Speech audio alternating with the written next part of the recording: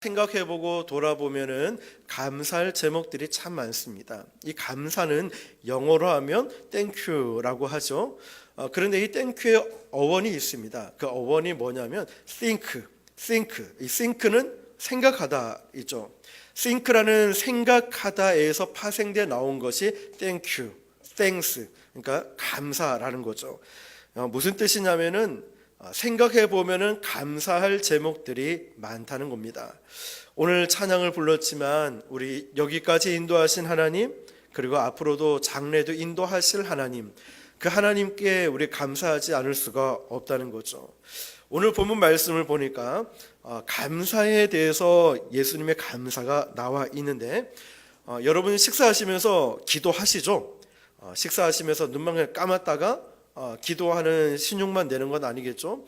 우리 애들에게 이제 기도를 가르치면서 기도했냐라고 물어보면은 그냥 눈만 감고 아멘 이릅니다. 무슨 기도 어떻게 했냐라고 물어보면은 분명히 1초 만에 눈을 감았다 뜨고 아멘 이랬거든요.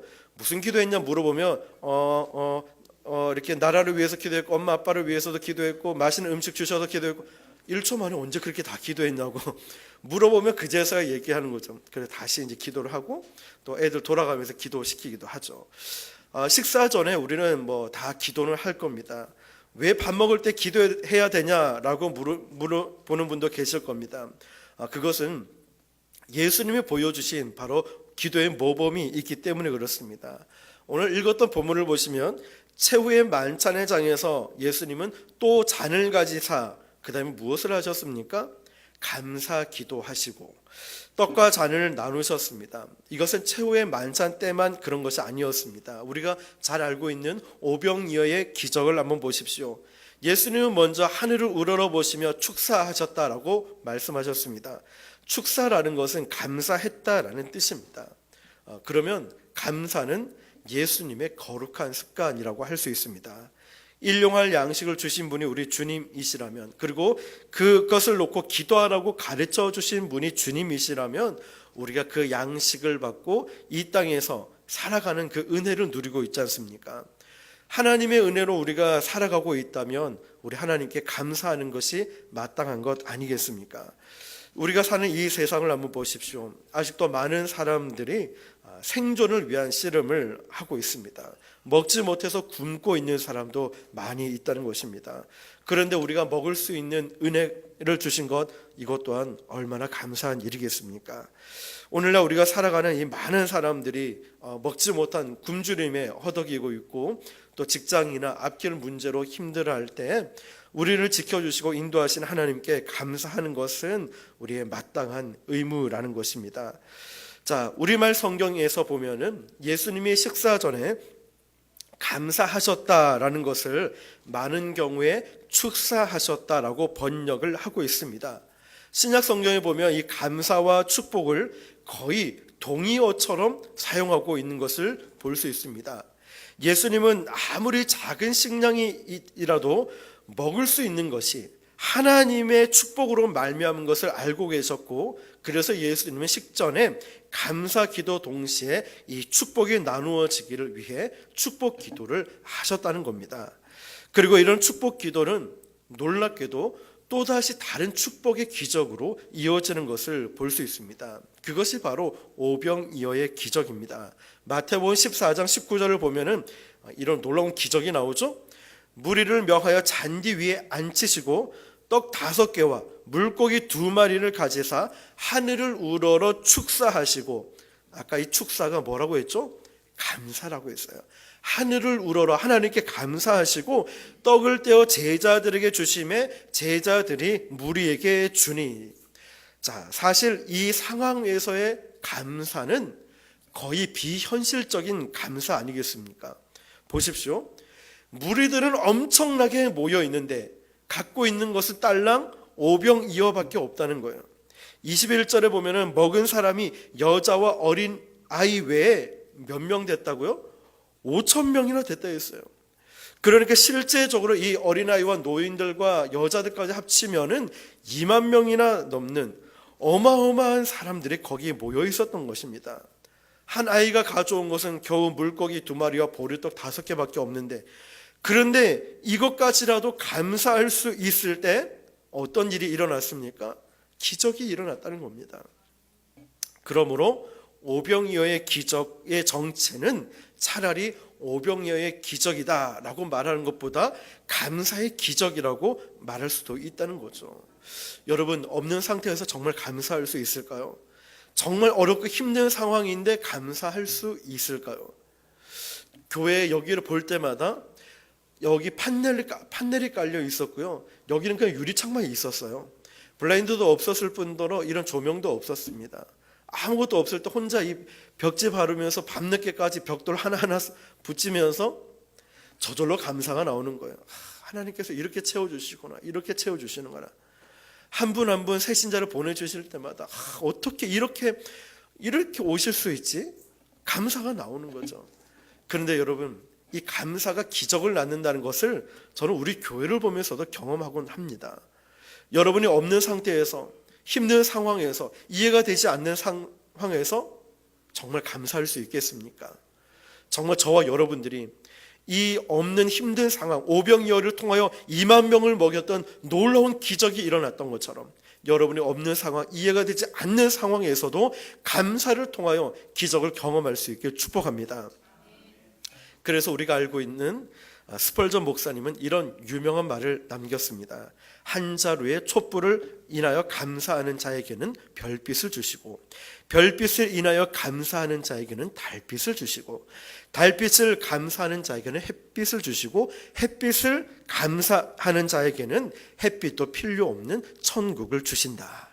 여러분, 와닿지 않습니까? 아무리 작은 것이라 할지라도 그것이 하나님의 축복임을 인지할 때 우리는 예수님처럼 즉각적으로 감사하실 수 있는, 그리고 이 감사를 통하여 또 다른 기적을 낳는 경험을 누릴 수 있길 주님의 이름으로 축복합니다.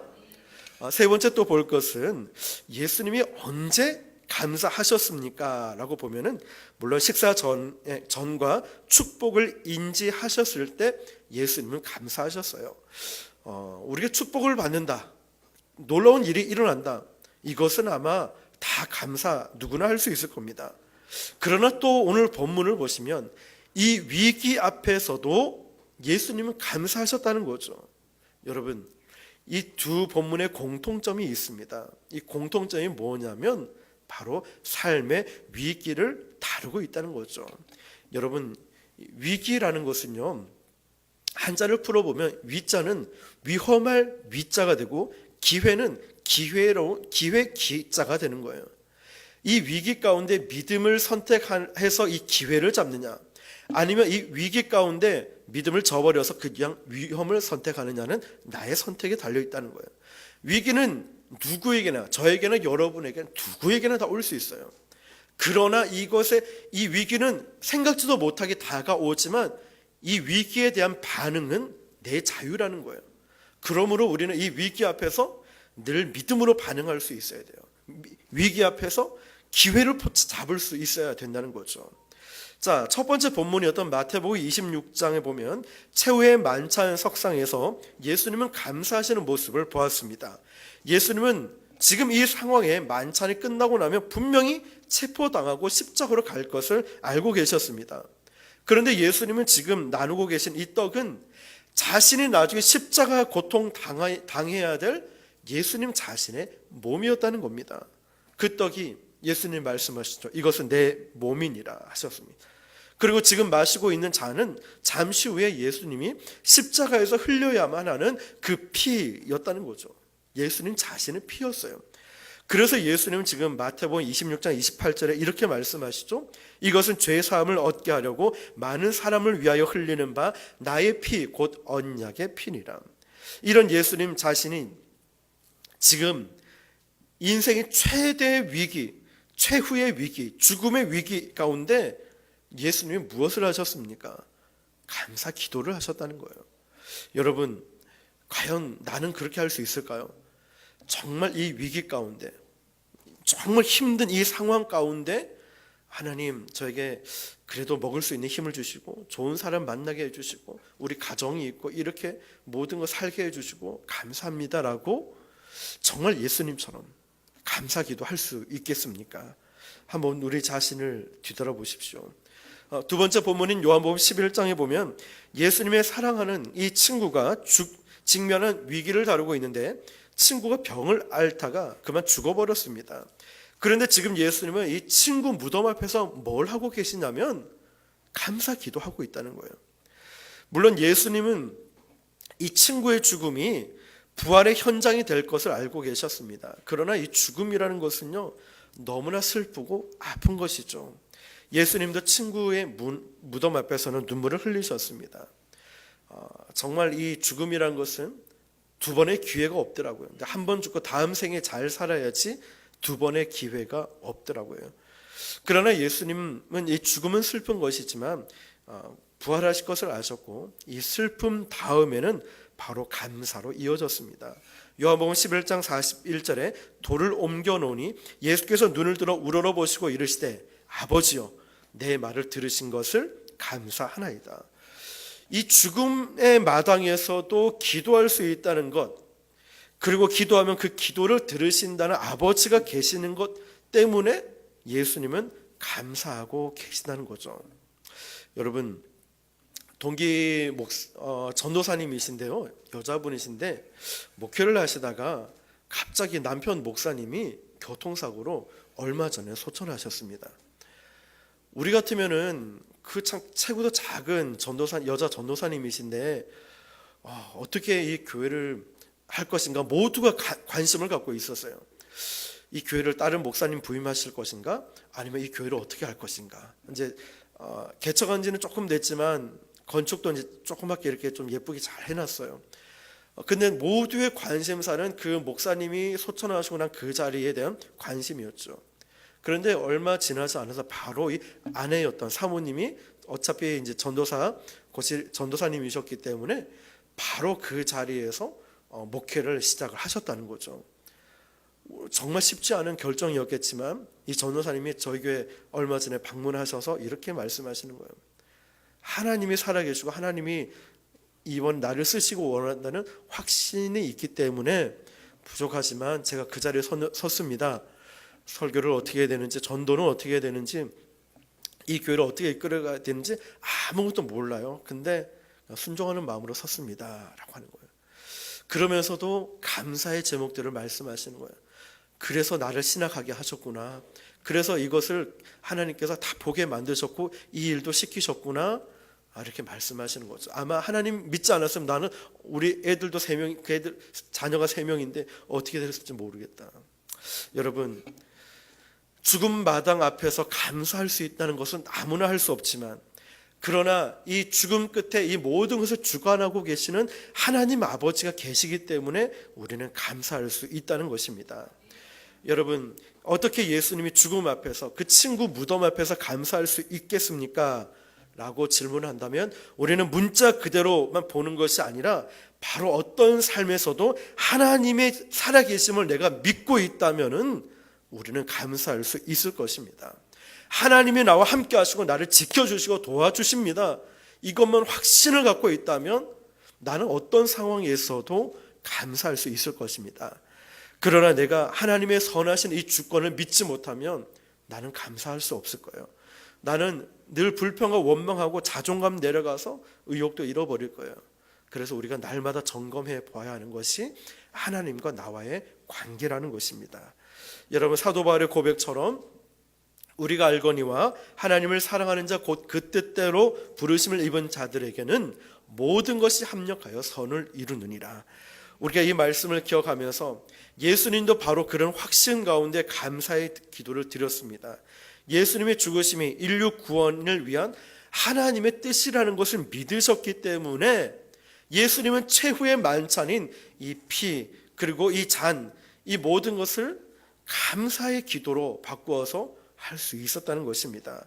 친구의 죽음조차도 부활의 소망을 가르치는 바로 도구가 될 것을 믿으셨기 때문에 감사의 기도를 드릴 수 있었다는 것입니다. 여러분, 우리 삶에 부딪히고 있는 여러 가지 환난과 어려움이 있지 않습니까? 그때마다 이 배후에는 하나님의 선하신 뜻이 있을 거야.